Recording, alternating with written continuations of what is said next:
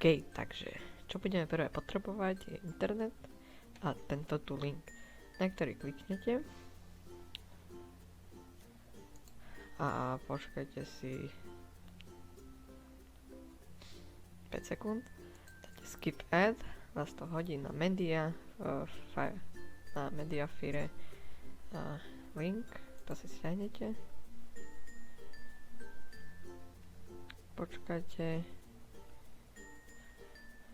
kým sa vám to stiahne, ináč je to tento tu a je to tento tu screen recorder. Jedna vec, ktorá ma šokovala pri tom, je tento remote action, ktorý si môžete prepojiť s mobilom a natáčať aj môžete aj natáčať, ale môžete hrať počítačové hry z mobilu, keď sa prepojíte. Je to úplne super a veľmi ma to teší, že toto urobili. Takže ono mi to tu zmizlo, ale keby ste to chceli zasa otvoriť, musíte dvojklikom otvoriť, alebo jednom, ja neviem, no proste. Ja to už mám tu, ako ste si mohli všimnúť. No, a keď si to stiahnete, otvoríte to a toto si presuniete na plochu.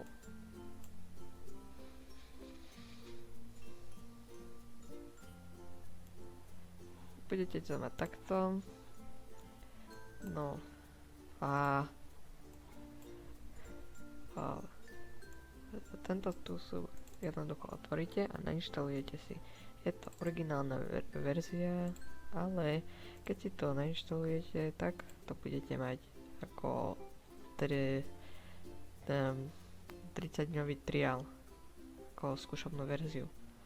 A to my práve nechceme. Takže keď si to nainštalujete a otvoríte, tu by ste mali mať taký zámok a kľúčik. Na ten kliknete a tu budete mať ďalšie políčko s takým s kľúčom a s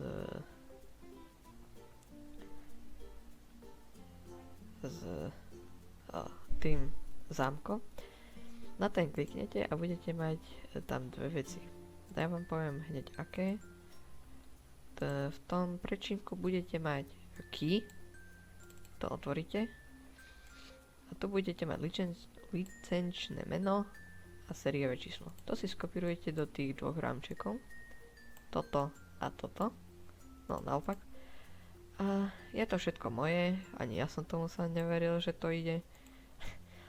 No a keď si toto skopírujete, tak napíšem vám, že activated alebo niečo tak, proste licence activated a máte to úplne zdarma. No a máte tu 3 mody. Jeden je herný, zapnete si hru a začnete natáčať. Desktop. A to teraz ja mám ten mod, lebo treba mi na celú cestu. A nejaké vyhradené pole. To je napríklad, keď chcete nejaký gameplay na nejakej stránke a viete, tam sú všelijaké edy a tak. No. Môžete si to nastaviť file formát, tam je AVI MP4, video size, tam je od 25 myslím až do 125, video frame, ne, to je toto, tu je od 25 do 125 a tu niekde, tu si proste nastavíte video size ako original, to vám automaticky načíta vašu pracovnú plochu a vašu obrazovku a to automaticky tu dá, alebo si to viete manuálne nastaviť vlastné.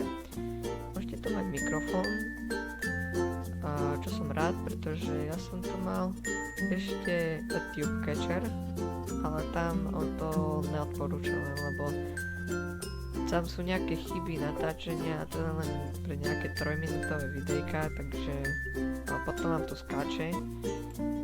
A máte tu live streaming, tu je ten remote action, audio recording, keď chcete napríklad niečo spievať, nejakú peknú hudbičku. Benchmarking, to neviem, čo je. Ospravedlňte ma. Aha, to je tieto stopky. Tu máte screenshoty a tu máte nastavenia ku osobitným týmto slovenčina alebo čeština, to není, čo ma nie dosť, ale sklamalo.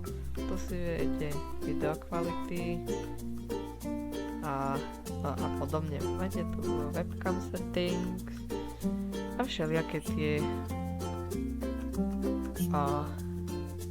tie sprostosti, ktoré vám treba na natáčanie. Ďakujem, že si pozreli toto video, dúfam, že sa vám páčilo a pomohlo som vám. Ja sa strašne teším, dúfam, že sa tešíte za mnou aj vy, že to ide. Predtým, ako som si to sťahoval, tak mi to nešlo, že bolo to blacklisted, že sa to nedalo, že to mali povolené len určitý